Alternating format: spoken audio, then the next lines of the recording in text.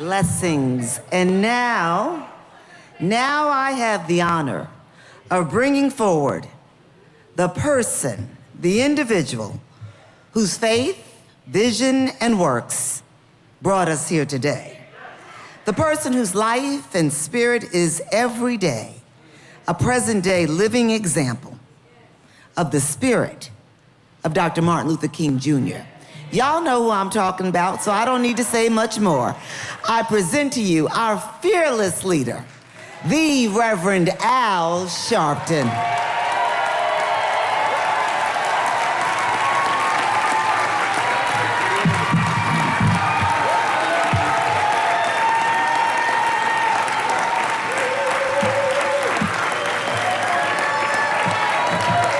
No justice. No justice. No justice. No justice. What do we want? Justice. What do we want? Justice. What do we want? Justice. When do we want it? Now. When do we want it? Now. When do we want it? Now. When do we want it? Hug the person next to you. Tell them you love them.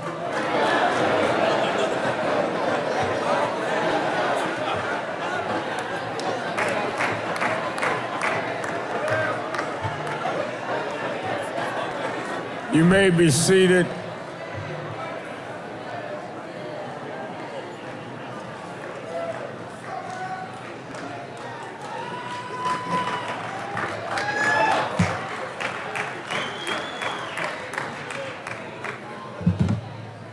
Several weeks ago, when it was announced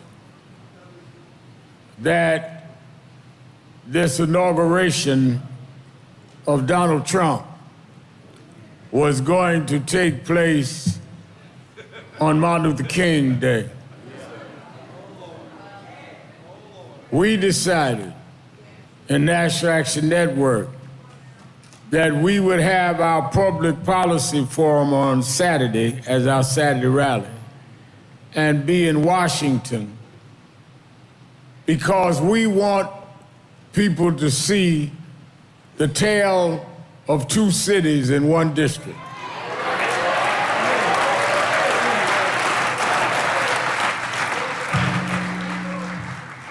When Donald Trump was president before,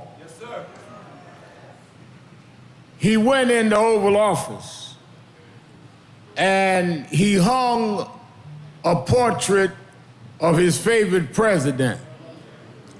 His favorite president was Andrew Jackson. Andrew Jackson was the president that nominated to the Supreme Court Judge Roger Taney. Judge Roger Taney was the Chief Justice of the Supreme Court that rendered the Dred Scott decision that blacks had no rights that anyone was bound to respect. That is Donald Trump's hero. Yes, sir. On this side of town, yes, sir, Martin Luther King Jr. gave his life, shed blood, and died to open up America for everybody, blacks, whites, gays, straights. It didn't matter. There's two different occasions in town. We're gonna take an oath today that we're with Dr. King as he takes an oath to come back and bring Andrew Jackson into the White House.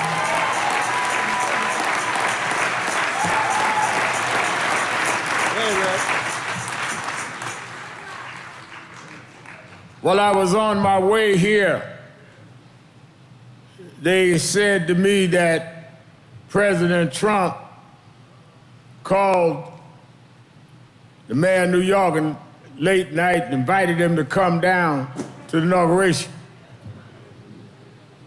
I said, well, he should have called, because I got him in town anyway, Corey Weiss.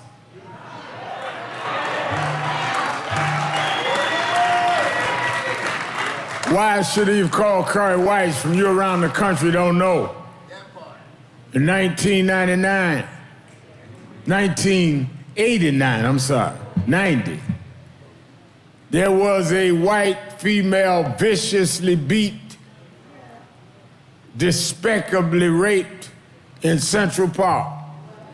New York police went and corralled 5 young black and brown men, coerced them into signing confessions, put them in jail. One of their mothers called us. We had just started National Action Network. We went and stood up for them. They called me everything but a child of God. Said that I was condoning raping and beating and demagoguery. But I stood up for them. And some 13 years later, a young man in his cell confessed his cellmate. He said, "You ever heard of the Central Park 5? Cellmate said, "Yeah, I remember that." He said, "You know, they didn't do that, I did." The cellmate, trying to get favor to get himself out of jail early, told the warden.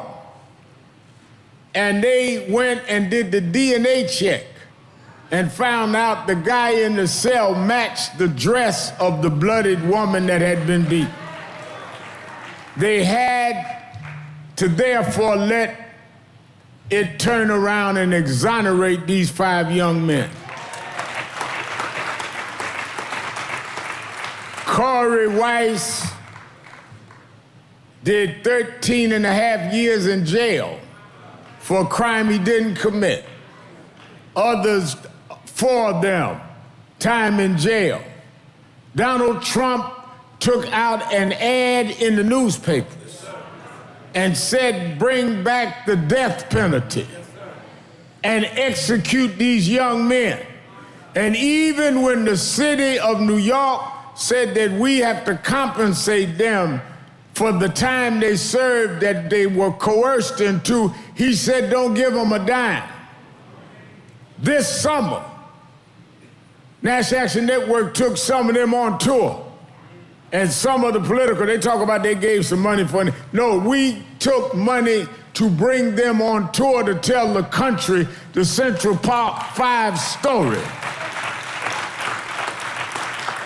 We endorsed no candidate. We wanted the folk to know what candidates were. Yes, sir. So I thought the least I could do for Mr. Trump is bring one of the Central Park 5 to town. I'm sure he want to invite him. I want him to know Corey Weiss is still alive. There is no death penalty.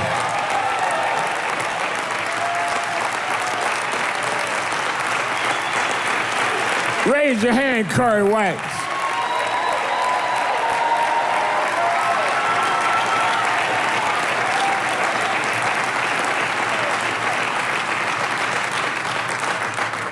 How are you, Mr. Trump, on Martin Luther King Day? Gonna pardon folks that beat up police officers.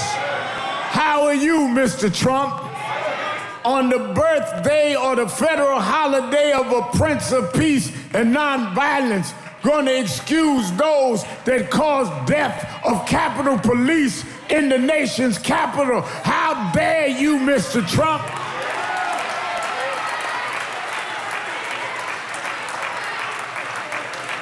How dare you on King Day talk about making heroes out of haters?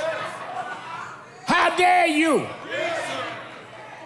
on a federal holiday for the man that brought the Poor People's Campaign to the United States, that you bring some tech billionaires to church this morning that need to be repenting for the disinformation and the sinful assimilation.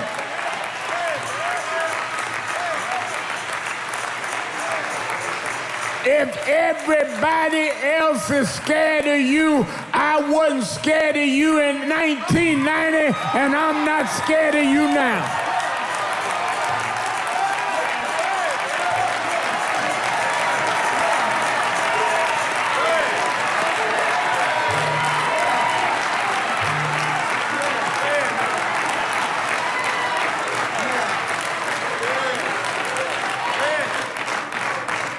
The problem is, we got too many folks scratching where they ain't itching, laughing at what's not funny. We fought too hard. We shed too much blood. We spent too many nights in jail to think that Trump can turn us around. I wanted to be in Washington to let you know so you didn't have to hear rumor. We right here. We are not going back.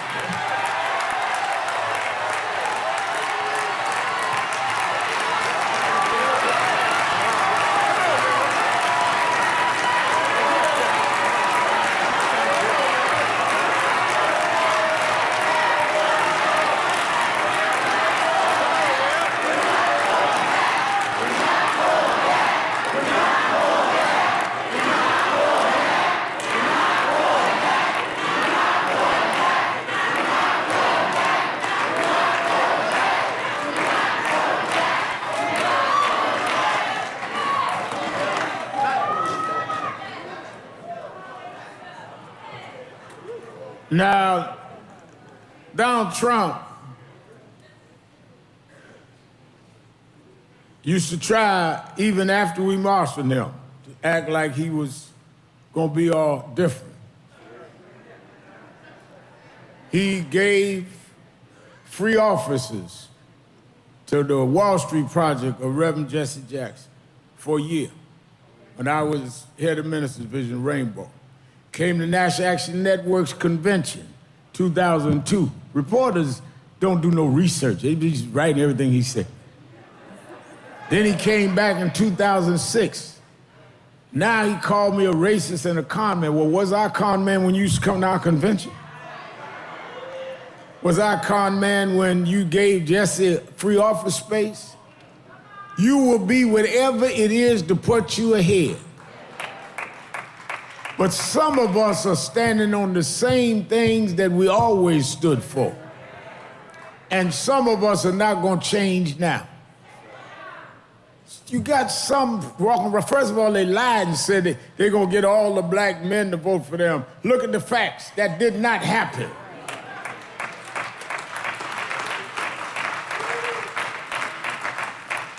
But the fact of the matter is that under the 4 years that you were in before, George Floyd happened.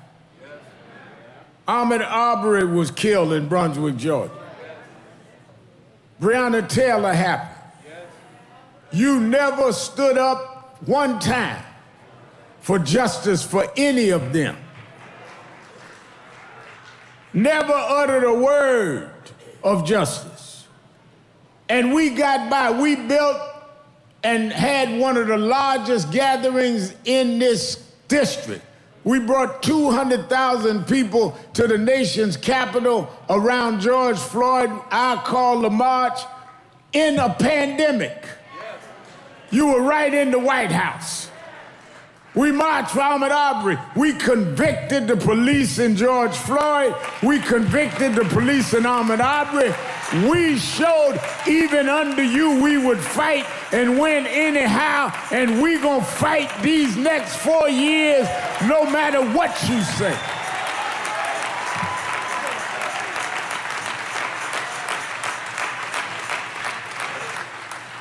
When he won in 16, he brought in more people to Congress and the Senate than he brought in this time.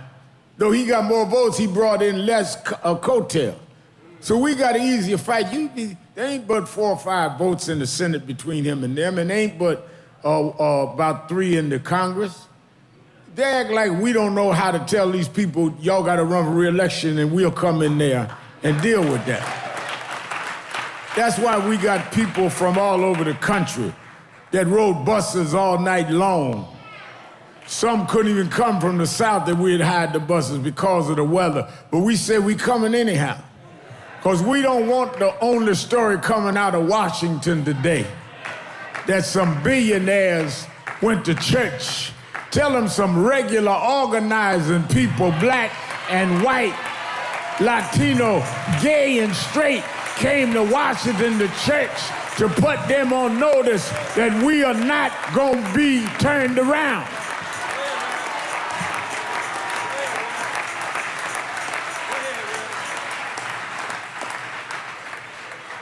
Everything that Dr. King stood for is at risk with this president and this Congress. What is Dr. King known for? Standing up for economic rights, standing up for equal rights, standing up for civil rights. And all of that, this president, against women's right to choose, against equal rights for gays, against the whole question of diversity, equity, and inclusion. On the record. Against voting rights, wants to bring it back to states' rights. So it's not even about me against Trump, it's about him against Dr. King's principles.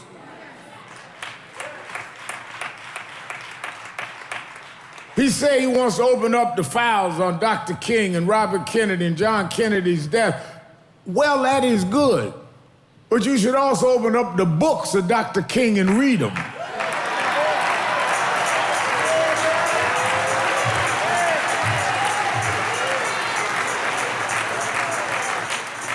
If you read Dr. King's books, Where Do We Go From Here? Chaos or Community, you would know why we needed diversity and equity and inclusion. Let me break one or two things down. I'll let y'all take the oath. So I know folk got to get on the road and start snowing someplace again.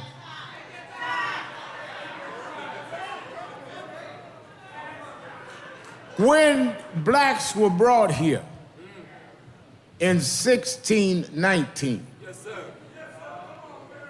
we were brought here as a result of slave trade. Slave trade meant that there was an economic arrangement. They justified it by dehumanizing who they traded. They traded for some blacks by paying off others blacks in Africa. Am I right? So that's why it ain't just a black and white thing, because some black folks sold us out in the first place. And some blacks are still selling us out.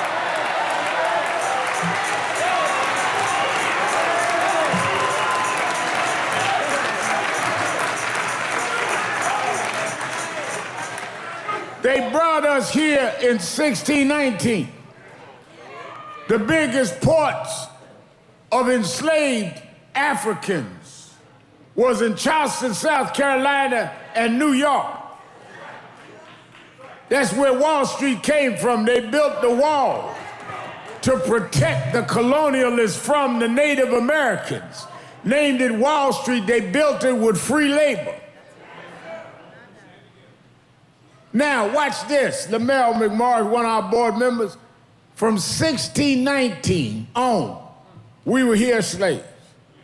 They didn't even write the Declaration of Independence and declare their independence from King George until 1776, which meant we had already been slaves 150 years before the country ever became independent. You worked us before there was a country. Not only did you work us, you broke us down. Took our families. Sold mama to Alabama. Sold daddy to Mississippi. Sold our brothers and sisters to North Carolina, never to reconcile. And now you got the nerve to get on Fox talking about what happened to the black family. That's what happened to the black family.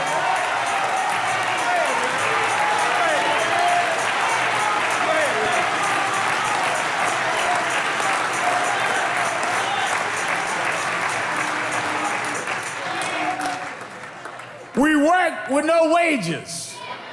It was against the law for us to read and write. If whites, because there were some whites that were always abolitionists, if they were caught teaching us how to read and write, they'd be prosecuted. And for all those years, we were in that circumstance. Then they decided they did not want the humiliation and the continuation of being called names in the world stage. And people started rising up. William Lloyd Garrison, a white from New England, and Frederick Douglass, a runaway slave. I was at a seminar a few years back, Reverend Acre, and everybody was talking about the talent that some of the slaves had to have. And I thought it was one of the most ridiculous things I ever heard, Bishop Mason, is that some folk talk about what kind of slave they could be. Some singing slaves, some dancing slaves, some eloquent slaves. I ain't never wanted to be nothing but a runaway slave.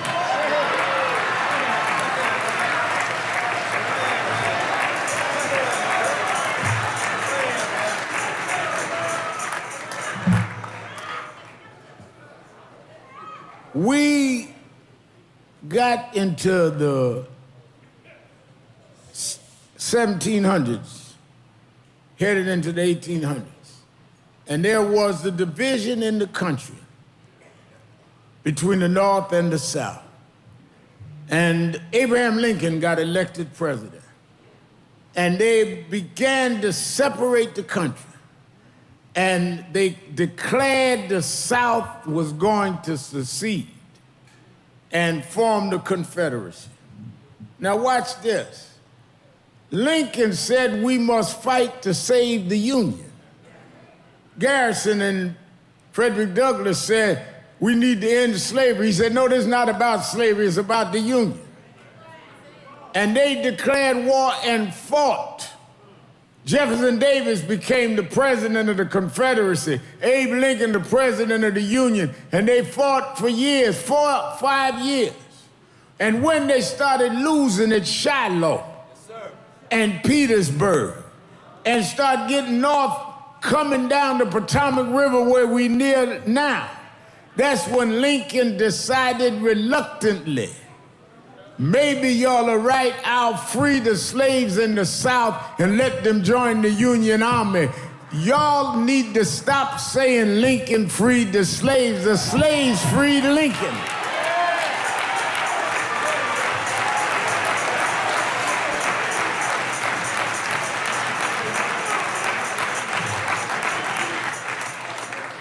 Lincoln promised in Emancipation Proclamation, January 1st, 1863, that at midnight, slaves would be free.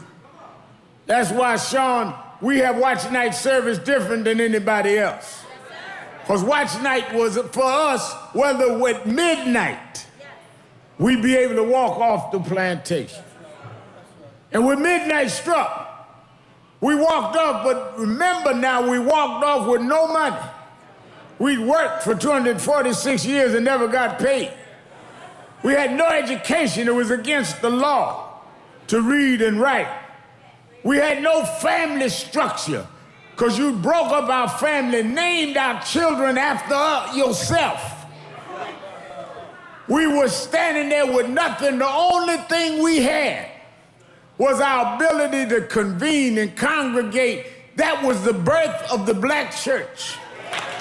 Why are we in church today? Because all we had was the faith in God and the black church, and say, on this rock I'll build my church and the gates of hell will not prevail.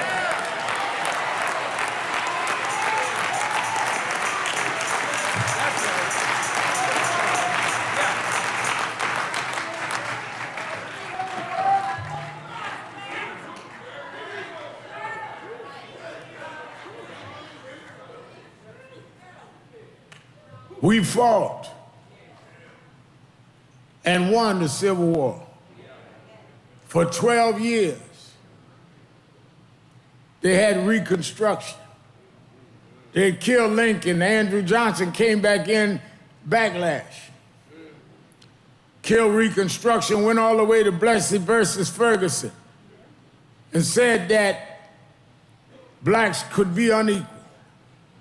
We were defeated not just because, as Reconstruction went in, they formed the Ku Klux Klan, White Citizens Council, but what turned us back and what reduced our humanity was not just the white supremacists in the white robes.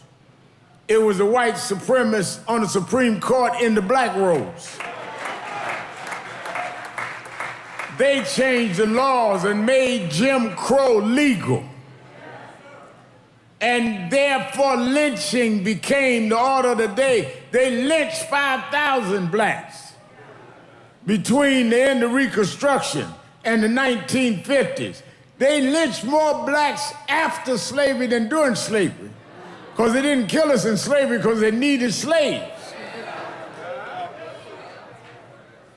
NAACP was founded, Urban League founded early 20th century to fight slavery. And it was not until the mid-1900s, the mid-20th century, that we started getting some victories back. Adam Clayton Powell had a Harlem bus boycott. Thurgood Marshall won 54 Supreme Court decision. And then in 55, a thin, diminutive black woman named Rosa Parks sat down in the front of the bus in Montgomery, Alabama, and refused to give up her seat. I know Trump gonna say all this don't mean, I spoke at her funeral. I knew Mrs. King, I worked with mine. I think I know more about King than you do. I come out the King movement, you with the Don King movement, there's a difference.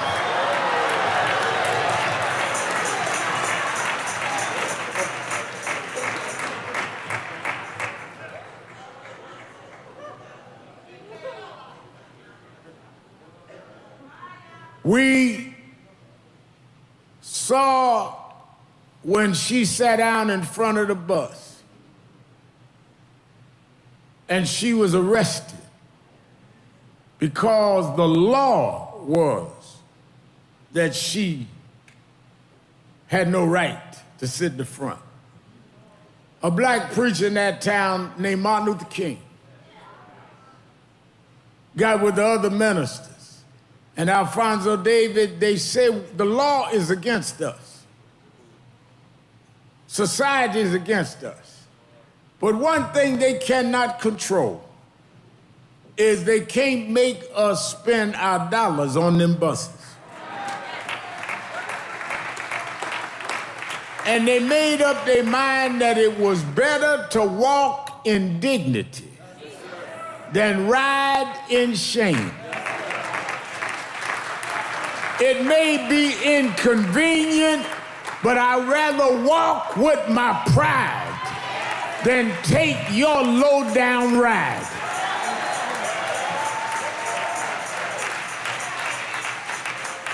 Martin Luther King did not go into history singing hymns.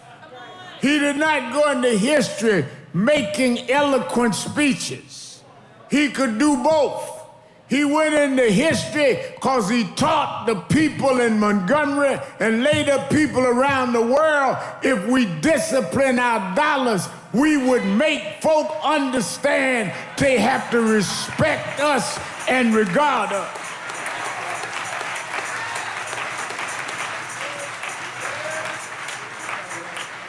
Donald Trump just said in his inaugural address that he is going to end DEI this week. He's going to put out his executive orders. You have all these corporations that are saying they're going to back up off DEI. And why do we have DEI? We had DEI because you denied us diversity. You denied us equity. You denied us inclusion. DEI was a remedy to the racial institutional bigotry practiced in academia and in these corporations. Now you want to put us back in the back of the bus. We gonna do the Dr. King Rosa Parks on you. We gonna call you out one by one, and we gonna shut you down.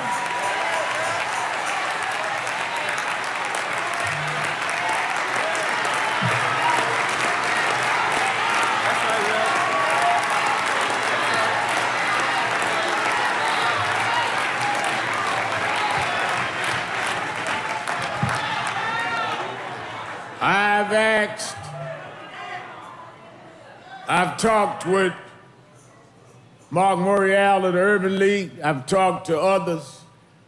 We're putting together a council. I'm going to release the names this week.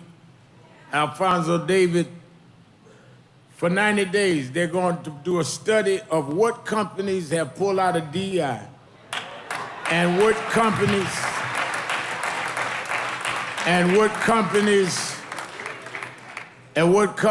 have a small margin of profit. And we, in 90 days, are going to announce the 2 companies that we're going after. And we're going to ask everybody in this country, black, white, brown, gay, straight, woman, trans, don't buy where you are not respected. Donald Trump can't make us buy your stuff. The Senate can't make us buy your stuff. In the name of Dr. King, we're going to do what Dr. King did.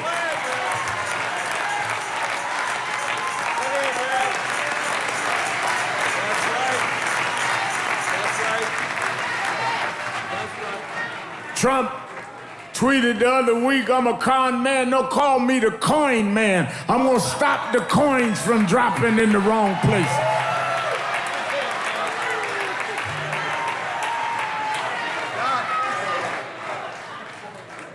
Have y'all forgot who Dr. King was?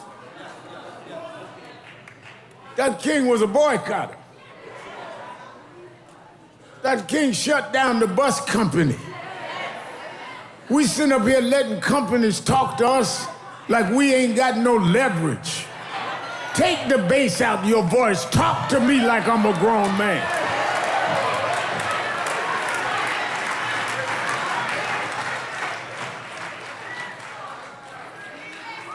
I'm sitting up watching the TV after I worked out this morning. Got Elon Musk and all them sit up in church. Like we crazy. They gonna decide our fate. You didn't decide our fate in slavery. You didn't decide our fate with our grandmama sitting in the front of the bus. You must have forgot who we are. We are the ones that took everything you got and we still here.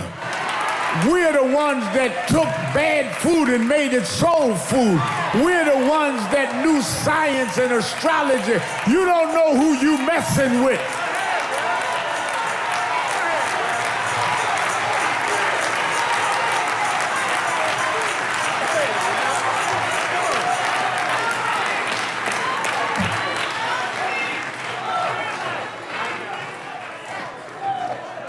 We built the country.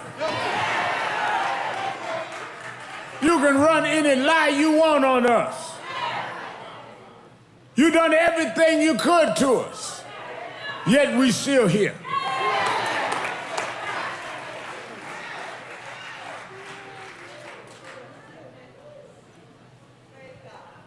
Ford asked me, well, what do you think about Donald Trump always taking shots at you? First of all, how could I be offended by a man with 34 felonies?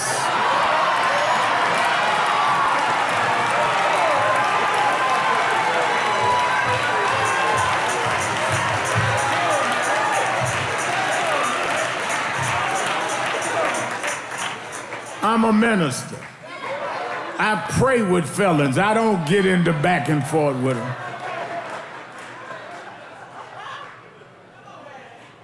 So I want you to be ready and attentive in these 90 days as we go down the list. Now, in these 90 days, I'm gonna start it in Harlem in a couple of weeks. Those companies that have come out and said, no, we're gonna stand with DEI. I'm gonna buy some National Action Network. We go pay for some of these, what do y'all call them when you go shopping? Gift cards. I think I'm gonna buy about 50, 100 gift cards and go to Costco's.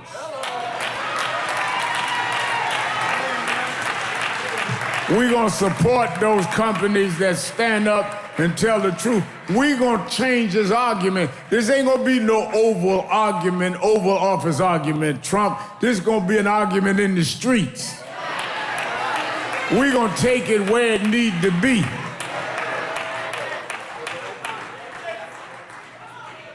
We're gonna go and shop with those that stand up for us and break those that don't.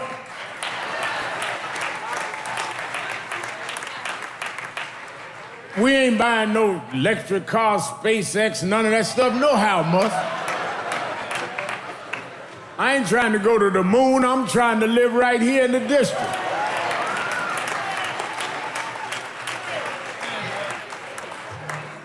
So our plan that we wanted to roll out today, and I wanted to remind the media why Dr. King is in history, and that is what we're gonna do, is what King did.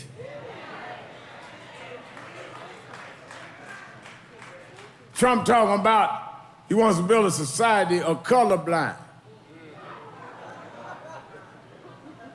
Dr. King told us to be proud of who we were. Why do we have to be colorblind? No, we can acknowledge each other's color and treat each other equal. Why do I have to act like you ain't who you are? No, be color conscious and then respect it and treat it equal. We were slaves because of color. We were segregated because of color. Now you gonna be blind? Don't be blind to my history. Equal out what you made unequal.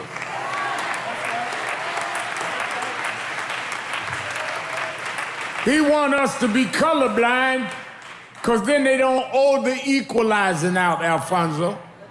As long as we got to deal with color, then you got to deal with the lack of diversity. As long as you don't deal with color, you got to deal with the lack of equity. But if we colorblind, we all the same thing. We not the same thing. But we can be on the same page. Because the same people that don't like blacks, don't like browns, don't like gays, don't like women, we all got the same enemy. And we may not agree on everything, but we got to agree we got to fight this enemy together.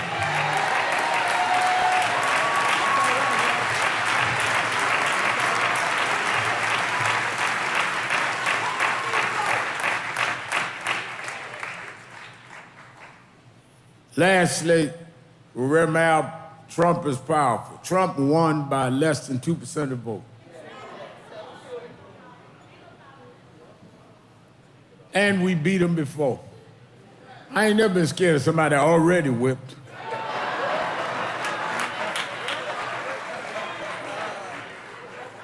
And he be talking some smack before the week's out on me. It don't matter. What I'm saying to you is that don't let them hijack what Dr. King was about. I'm a product of that movement. I worked with his family. I was mentored by some of his aides. Dr. King was a fighter. Dr. King used economic leverage. Dr. King was a man that stood up for economic justice. And you can't celebrate Dr. King without celebrating what he stood for. And that's what we come today from all over the country, hundreds of us.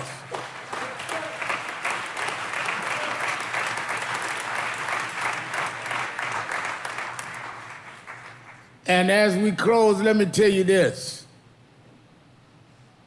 That what made Dr. King as effective as he was, is he believed in a higher power. One of the reasons Reverend Lamar, his pastor here, Reverend Lamar, is here. One of the reasons I asked Reverend Lamar to let us do this in this church is in this church. In 1895, they had Frederick Douglass's funeral on this church ground. This church, they brought Rosa Parks' body. Bible said, remove not the ancient landmarks. I wanted us to make our oath right in the same rock that sent Frederick Douglass home, that sent Rosa Parks home. This is sacred ground.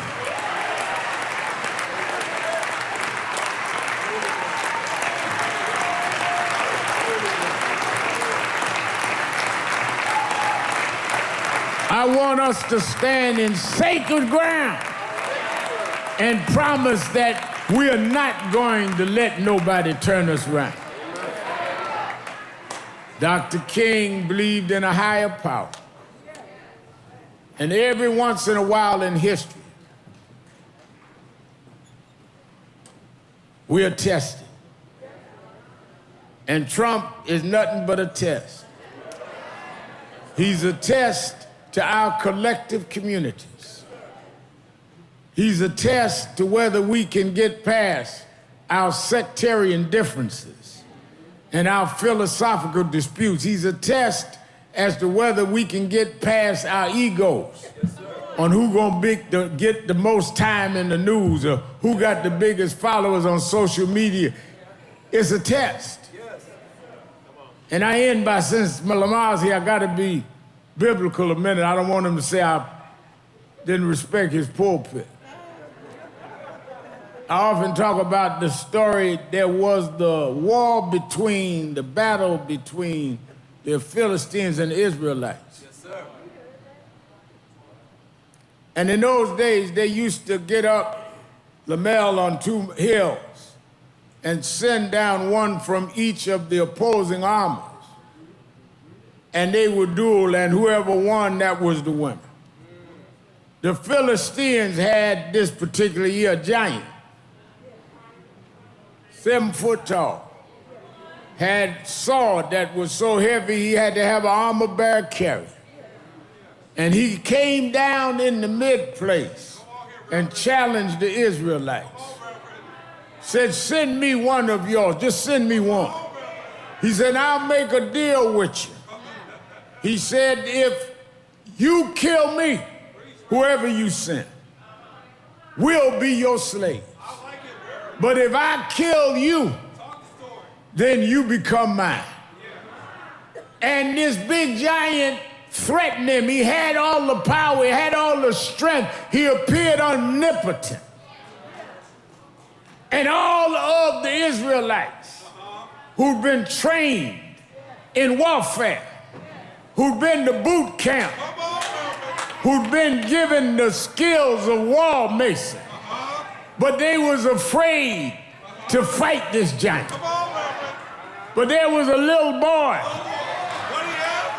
He wasn't even in the army. His daddy sent him to run an errand to his brothers. And while he was running the errand, he heard about this giant. And he said, who is this giant that defies the gods of Abraham and Isaac? If nobody will fight him, I'll fight him. His brothers told him, you be quiet. You can't fight. You ain't been to boot camp. You ain't had no training. He said, that's true. I'm just a shepherd boy.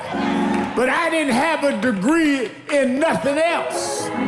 But one day I looked up and a lion and a bear had grabbed my father's sheep. I didn't have a degree in lion fighting. I hadn't studied bear wrestling.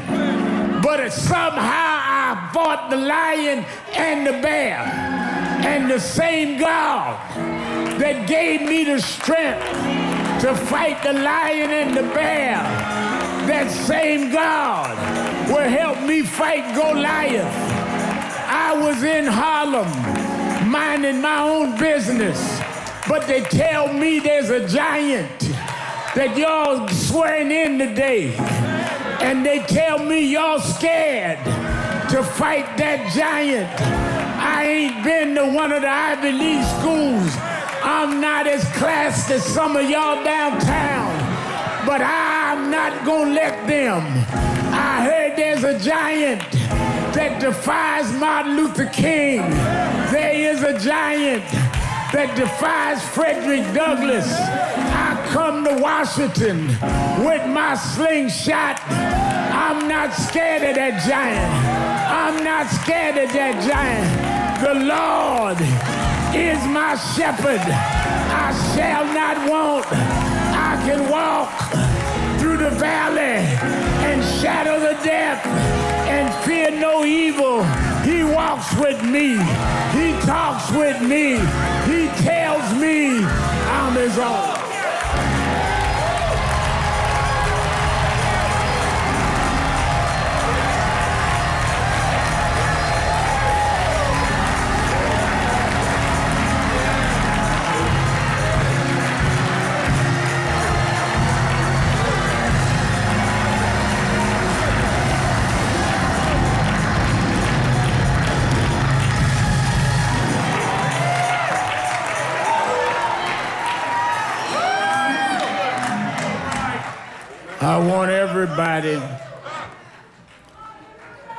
I want everybody for one moment to stand and be at peace. I want you to think about what we're getting ready to do. I want you to think about how, according to the Bible, when Moses went up to see the God of the Israelites, he ran into a burning bush. And the Bible said God spoke through the bush and said, take off your shoes. You're standing on holy ground. I call for y'all to come from all over the country to Metropolitan. But I want you to know you're standing on sacred ground. And as we get ready to take this oath, don't stand on the ground where Frederick Douglass laid. Don't stand on the ground where Rosa Parks laid, unless you're going to really do what it is we committing to do. Because we wrestle not against flesh and blood, but against wickedness, principalities, wickedness in high places. I want everyone, if you are resolved, to just raise your right hand and repeat after me. I state your name, Al Sharpton, do solemnly commit that I will stand up and rise up in the name of Dr. King, in the name of Frederick Douglass, in the name of Rosa Parks, and I will defend equality for all, diversity, equality, inclusion, women's rights, LGBTQ rights, immigration rights.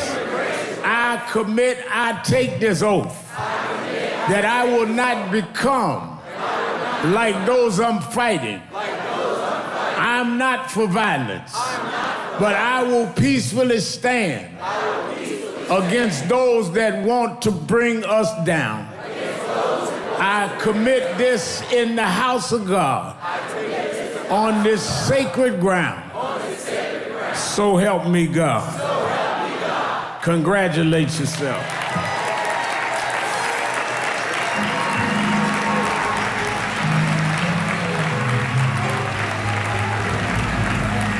While you're standing, I want all the ministers to come. Let's join arms when they would march in the South. I used to think it was a little too moderate for me. But as I read my history and got to know some of the lieutenants of Dr. King, I realized it took a lot of strength to face biting dogs, to face sheriff's club nightsticks, and somehow with no defense at all, they look at biting dogs in Birmingham and say, we shall overcome. They look at people with weapons and say, we shall overcome. They look at people that had the law and they took a lot of